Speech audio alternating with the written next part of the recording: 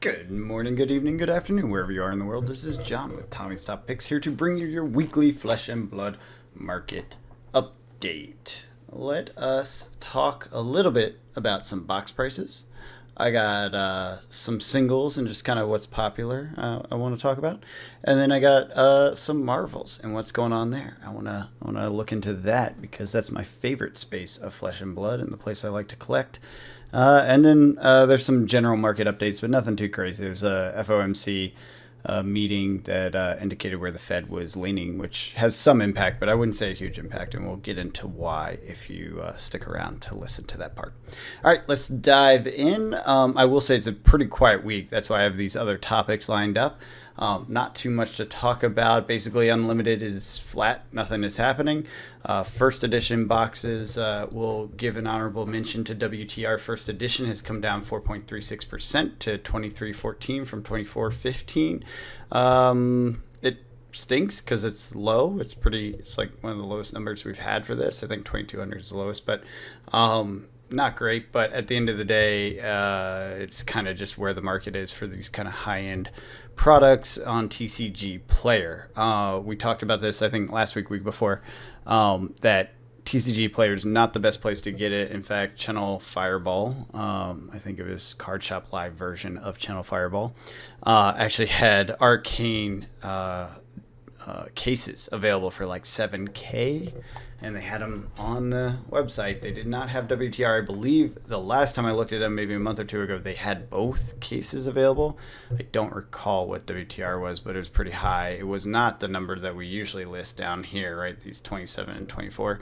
It was much lower than that. That is gone now, and the Arcane is still there. I think in that 7K range, although I have not checked this week. I did check like a week ago, 2 weeks ago, so I'll go back to it in a month and see if it's still there. Honestly, I don't care. Card Shop Live is not the most reputable vendor, so good luck if you buy from them. I guess they're more reputable than generic. Who knows who that person is on TCG Player, but I don't know. I wouldn't buy from them, and I feel like a lot of other people feel that same way, even if they offer a discount. So just note on that, and worth noting and paying attention to. But yeah, the WTR first edition box is down. It's kind of sad. Hopefully they're better, but TCG Player, you don't know what you're getting here. There's no pictures for this one. I did double check this time, and it's an anonymous box that could have been booted across the warehouse. Moving on, I did want to point out Heavy Hitters is down to $74 a box, down 9.46% from 81. Nothing unusual here worth talking about, just because it's a big drop. If you've been waiting to buy boxes, now is a good time. You're starting to get into that, no financial advice here. You're starting to get into that nice area where the post-release, post kind of doldrum drip. I'm a little surprised because I thought Pro Tour and these things would like elevate these boxes, but I guess there's really only cards for some classes, and they probably aren't the top tier in competitive, with the exception of what, KO? I don't know. Let me know in the comments. I know KO is definitely a competitive deck. There's probably others that are touching on some of the cards here, but I expected this to be higher. I'm not really seeing it. I don't really know what's going on there, but that's what I'm seeing right now, and I imagine it will turn around relatively quickly, as we are seeing some Dusk Till Dawn kind of upward pressure. If you note, we got to this new 80, well, back to 80, I guess, and it's stuck there, which I like. I just think what we're seeing is a general upward pressure on some of these more recent sets, both from their playability standpoint and the I'm guessing lack of supply. That is a guess, though, based on market numbers, not on any sort of information about actual supply. The best I have is Evo. It seemed like it was sold out for a minute. There is some more back at distro, but that was Evo. That was a very specific situation and set. So, anyways, moving on. Next thing of note is WTR and ARC, as I was just saying. First edition cases are no longer for sale. As you can see, we had these prices, these crazy prices that no one was going to buy for the past 2 weeks.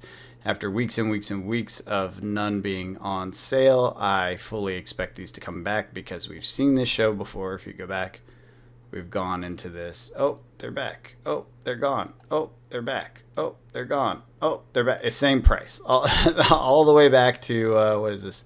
Yeah, November of last year. So it's just the same thing over and over again. There's nothing really interesting here because it literally goes back forever. So yeah, cases are not really available on TCG Player is the lesson. As I said, Card Shop Live had it for 7,000 or something recently, so this is not the price. Do not pretend these are the prices. And whoever's playing that game by posting it and saying that's the price, they're probably not getting very far with it because no one is interested in buying at that level. I did ping around a little bit in the Discords to see what it would take to sell a ARC First Edition case to see what price people were willing to do. I do own an ARC First Edition, just to kind of get a sense of where my inventory is actually at from a value standpoint. I don't know if you guys have heard Tommy and my podcast and kind of the data we revealed sort of at the end there, but I was just seeing what it looks like, real market data, real feedback from real people that are willing to spend thousands of dollars for cardboard. And it does feel pretty weak, pretty soft, unfortunately. It's not a time to sell. Ultimately not interested in selling this stuff, although I will be selling some Flesh and Blood sealed product over this next weekend. I guess it starts on Friday. TCG Player is doing one of those 11% back things. I'm going to go ahead and get rid of some of the stuff that I have that I just have excess of because I bought too many cases of Everfest.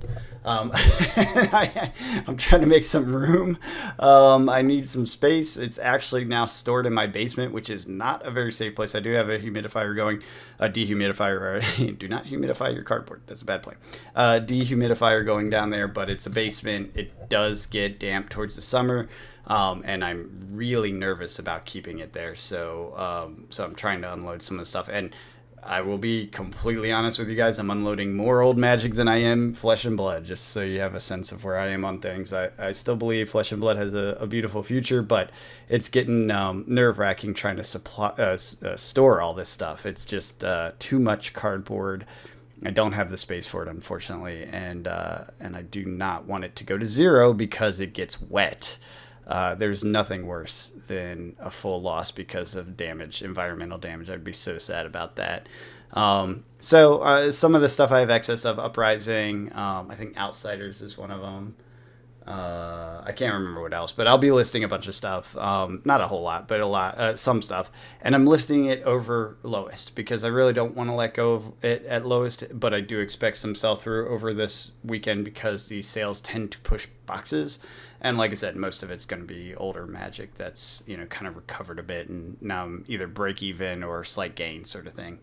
So that's what I'm looking at here. And that's kind of why I'm looking at what the markets are doing. All right, moving on and worth chatting about. Everfest, as we said, is up to 238, up 5.88% from 224.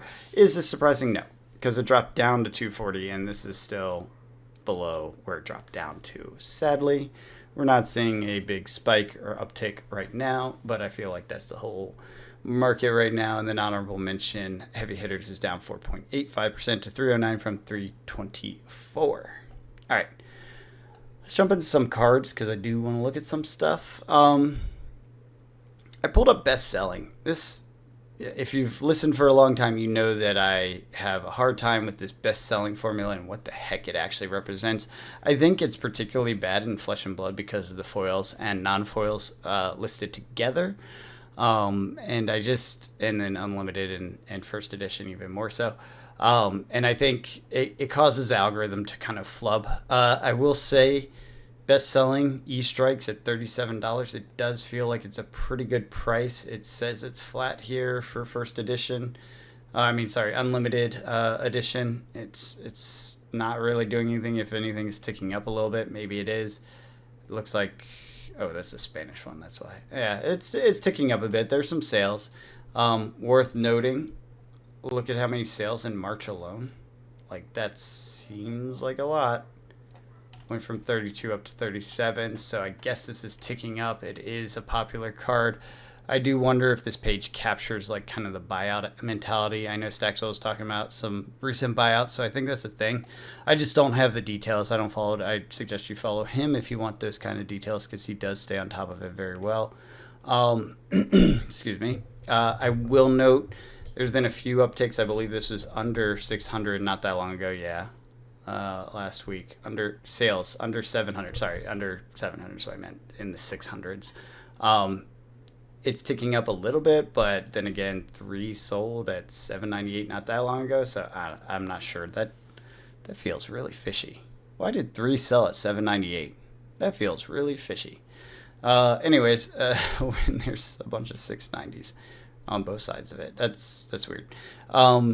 Point being, it does feel like there's some upward pressure on the collectibles. I know I've been a little bit downtrodden on the collectibles of this game recently, but I am seeing certain like upward pressure on certain cards, some cards here and there, and just more frequent purchases. That looks like it's downward on the Grasp of Arknight. Yeah, that makes sense from a meta standpoint. Yeah, I'm not really seeing it as much here. Yeah, CNC still up. Okay, but I did see it here.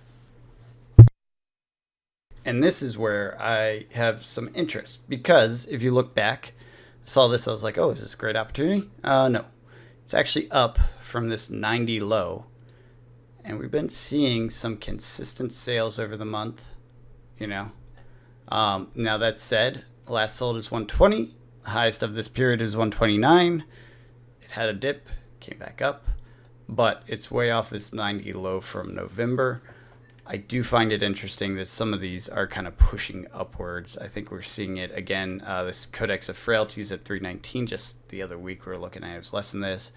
92 for Blood Rot. It was in the 80s a few weeks ago. So I do see there is some sort of upward pressure on some of these collectible cards. That said, you know, markets are thin. It's not that hard to push things up. Tomultai still at 112. That's my cornerstone. If it's not 250, what are we even doing, right? For those of you who don't know, I bought one at like 240 or something, and published because I am totally honest about what I try to do as much as I can be. And I was like the second highest buy. Someone did come in and buy one higher than me at like 254 right after. Like, so I'm the second highest purchaser of a Tomultai, and I am not ashamed. I've mentioned it before. But there's some, you know, point being, there's some uptick, some pressure. That said, there's plenty that are low, you know. Yindarai used to be above 20. Kyloria, etc. All these smaller dragons used to be above the 20s. Some of them more towards 30, and they're definitely down. So interesting to see. I am intrigued to see if collectors slowly come back and start eating up some of the supply, and then things start to trickle up. It does look like some of that is happening. If you look at this, there's only a few listings. You'll see, including my own. Right? Was it?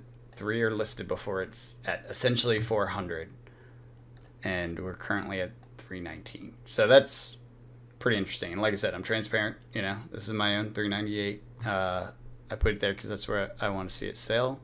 That's where I'd like to sell mine if I'm going to sell it. That said, I don't know that we get there because 319 seems like a bargain against that. That's worth looking at some of the historic sales, and we're looking at 223 recently, 289 most recently, so it has jumped up quite a bit in this month, in the last 20 days. So I think we are seeing some of this pressure and some of these things that are actually somewhat rare, because I think 2.0 is more rare than we think. I think it's starting to be reflected in some of these collectibles that are by pool as opposed to by box. The boxes will take longer because they'll be more available. Cards that are in the boxes have to fight against the people putting boxes on shelves, right? Like me. So there's going to be less of them. They're going to show the signs earlier. I think that's viable and valuable and worth watching, because when you get down to 7 listings of an angel, right? It's not long until there's none. Now, will people cycle? Will they sell? Will things LL? There's definitely a lot of market dynamics that are worth thinking about when you worry about this sort of thing. But it does feel like there's some upward pressure on some of these collectibles. And I have been, vocal about my unhappiness with the collectible side, I guess the Marvels, etc., and how I want them to feel like they're very collectible. And some of you have commented. Thank you. Appreciate that. I do enjoy the dialogue. And it does feel like some of these things are starting to see that that weakness of supply come into play. Let's see if they refill. When things spike, stuff comes to market. But that said, there does seem to be on some of the older of the 2.0 products a little bit of upward pressure, which may be representative of this, warehousing / burning stuff situation that James White talked about. So I think that's exciting and interesting. I still have my collection of cold foils. I still hold on to my Marvels. Everything I sell is extra stuff. It's not everything. I'm not dumping by any stretch, but I am selling the extra stuff that I grabbed with an idea that I was speculating. In reality, it was just kind of not a good use of time or money compared to other things. So anyways, let's jump into charts. We got nothing on Unlimited. Are there any charts we actually want to look at? Let's see. I guess Everfest.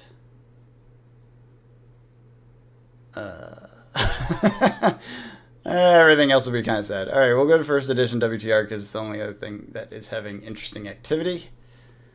Yeah, there's not much to show. It's pretty flat and boring. Okay, that's fine. And it's funny. Look at this. The case is like pinned to the top up here. That's so funny because it's like BS data. Everfest. Yeah, see, I like that. That to me. My first read on that is we have an upward pressure dynamic and maybe even a step ladder starting where it goes doop, doop. I think that's very realistic with this being the fourth least printed product if you combined first and Unlimited. Yeah, I think that's interesting. I want to take a quick look at some of this Unlimited stuff. UPR. Dynasty's a hard one because it's supplemental. Outsiders. Nothing too crazy. We do see, so I will say this appears to be the check mark that I always talk about with some like random noise volatility. Ignore that. That said, we're flatlining here, so I'm not taking that as a fantastic sign. It might be what they want to do. This is an upward median right here. Yeah, I definitely see an upward trend on dusk till dawn. I can't imagine that would stay that way. Ooh, Evo, what the heck? Oh yeah, that's right. We had that weird jump. Yeah, but the box prices don't reflect that at all. Case premiums are out of control. Oh, that's okay. So this is something that I'm going to keep an eye out for. When this case dynamic is like this, it means the supply at distro is vanishing, but the boxes are still available, right? And what's going on? People are trying to get off the shelf because it's older, but distro's like, oh wait, we're out. We can't sell this at the price we were selling before, so they up the price, and you get this big gap. I think these tightens over time because theoretically another wave will be released to distro, and theoretically the box dumping will stop, so it'll steady state on the box supply. But we don't know for sure. Yeah, we're still in the early stage of that. Let me just look real quick. Let me look at dusk till dawn. Yeah, see, now we lost parity here. Yeah, I wish 2.0 had a more, yeah, we lost parity here too. I wish the data on 2.0 was more clear, like there's a sustained pattern. There's some things that are kind of clear, well, not clearly. The data indicates, in my opinion, that there's lower print runs each set, or lower releases each set, trying to like tune in the amount they're putting out in the market on release. Because Uprising, you see this pretty precipitous drop over a fairly long period of time. And then Dynasty, you see a drop as well, but it's over a less period of time. And then it keeps going, like Outsiders, etc., where it's shorter and shorter and shorter each set that the dip, kind of the lower than map dip happens. And it's been getting shorter, but it's not a super clear pattern, especially with this limited data set, unfortunately. So anyways, that's kind of where it is. I'm curious about it. If you want to buy some product from me, I will be selling over this weekend. There will be 11% back from TCG Player. I hope I'm allowed to say that. Please don't sue me, TCG Player. They announced it to store owners this week. Basically, we are looking at a sale of, I think it's 11% plus something else if you're a member, some percentage based on how long you've been a member, which is a really weird thing, but whatever. Point being that they are giving some money back. I think it's a cashback reward, right? It's not a discount. So they're giving some money back if you buy Friday, and it's sealed product, and I want to say like supplies, so like sleeves and stuff, boxes. I didn't even realize they sold that stuff, but yeah, that seems to be the situation. All right, real quick on the Fed. I did want to talk about FOMC. Essentially came out, new data from the markets is saying that there's expected to be, there's words specifically said that they want 3 decreases in interest rates this year. So higher for longer seems like it's coming to an end. It has been higher and it has been longer than originally was expected. The current odds, and this is like a betting market. It's not a betting market. It's an expectation across multiple players in the market of when they think and what amount. 59% think there will be a 25 basis point cut by June. 49% in July. So it may be both. Like, I think that's technically possible. I believe there's a Fed meeting in both months, so it could be both. But they're still saying, essentially what they're saying is 25 basis point June or July, and then another 25 basis points in September or November, because I think all of those are option points where the Fed could do it. And it's 59%, 49%. That's the 25 basis points June, July, and then 43%, 36% chance out of it happening in September and November, respectively. Point being, they're kind of moving it up because this was historically later in the year expectation, but I think everyone expected it to be 2 cuts instead of 3. But they said today they still expect to do 3 cuts in this year, which means they got to spread them out a little bit, right? And that's how you do it, is by, doing something in June or July. Realistically, do I see that happening? Yeah, it could happen. It could happen. Yeah. So anyways, that is the expectation. You can look up the FOMC dot chart. If you want to Google that, you will find a chart that has a bunch of weird dots that look at like weird shapes. Generally in a downward pattern, but they're like these little structures along the way, and it's where the votes are across the years and percentage points. So it's one of those things that kind of gives a sense of what the Fed sees. They see getting back to vaguely 2.5%. This is a big guess. Around, past 2026. So you can expect that we're going to stay above 5% for the next year, and that we will see a downward trend over that next 3 years. So not very quickly, which is probably for the better. Anyways, hope you guys enjoyed this content. If you did, hit the like button, subscribe, all that stuff. And I don't know, give me a hashtag FOMC if you made it this far. I doubt you did. Until next time, I hope you're out there cracking packs, playing games, and enjoying this hobby that you love. Until next time, have a good one.